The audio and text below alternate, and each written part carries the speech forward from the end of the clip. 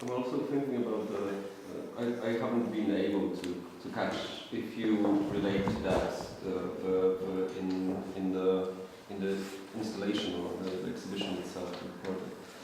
But I'm also thinking about the three indirect speech, and it being a source of the effect that maybe Flaubert's book is realist in a very strict sense, because the point of view is on the object. I mean, those are the objects that are really observing what is happening around. Yeah. Don't you think that this is the case in Flaubert? Yeah. That we might have this kind of, because sometimes there are so small objects that even people wouldn't have recognized them. I think he writes about impressions. I think it is really important to realize that those impressions are not bound to a particular individual. That's They are really objective. They are objective in a sense that they are real. I mean, they belong to objects. But the British poets later theorized as the objective correlative. T.S. Eliot and people like that. That is absolutely true. But it is, you have to add to that the cinematic look. Yeah. And I find that fascinating. It's an anachronism, of course, to say Flaubert had a cinematic look.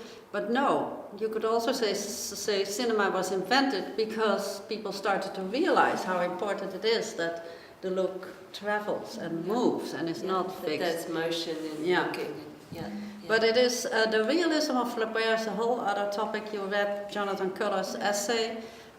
Jonathan Culler is one of the great Flaubert critics, in my view. That I think his work is really fabulous. And the slide that we showed in the beginning of Homais behind the glass and his eyes dispersed and all that it's based on an article by Jonathan Culler. I don't think it's in this article that I sent you, where he discovered a manuscript. Yeah, here it is. A manuscript of Flaubert that I have later verified. Where Flaubert gives an alternative ending. So our idea of alternative ending wasn't so strange. We didn't know that when we did it. And the alternative ending is completely postmodern. It is where Homais, in the end, the last sentence of the novel as it is published is, Homais just got the Cross of Honor. Yeah, il vient de recevoir la Croix d'Honneur, which is in the present tense, as the first sentence is in the present tense. And that sentence is the ending of the novel as it was published, but Flaubert was of course also censored by the newspaper who had to sell copies. But then he had this sequel that says, he looks in the mirrors of the bottles in his pharmacy and he sees himself, he sees the cross multiplied like a rain of red. And then he says, and this is a quote in Flaubert's quote, am I real or am I just the invention of a little scribbler? An insignificant man. Who invented me to make me believe I do not exist. And that is the last sentence of that alternative ending. And so when we discovered this, we had already done all the shooting more or less, or we were in the last shoot, and we decided that since Mathieu, this actor, was coming to Amsterdam for some play he was in, for the Holland Festival, we said we'll do this ending. And so the film ends on this. But Culler makes the case that that's a realistic scene.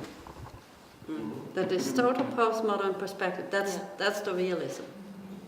So for Flaubert, realism, in other words, is not to make you believe that it all happened, but to make you connect to a reality that is objective. That's what I wanted to say. It's not literary realism. No. It's a philosophical realism, in fact. Very close to, I don't know, even object-oriented philosophy nowadays.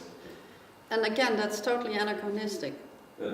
It's so, I mean, he was a postmodern thinker, Flaubert. That I'm convinced of it, without knowing, of course, what that would be. But that's his madness. He was mad, according to Sartre. Not that Sartre has the wisdom, and I don't care about Flaubert as a person, but the madness, the idiot in the family, yeah. But the incredible insight in this shaky status of what is real, and therefore the desire to confirm it. That I think is very postmodern.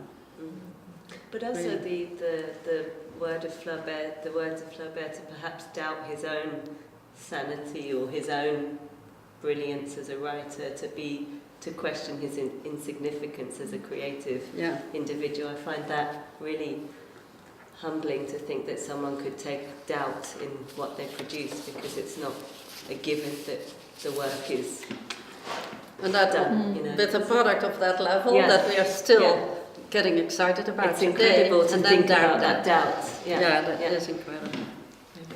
Maybe we stop here, because I think it is. I still have some work with Daniel. Thank you very much. Thank you so much. Thank you.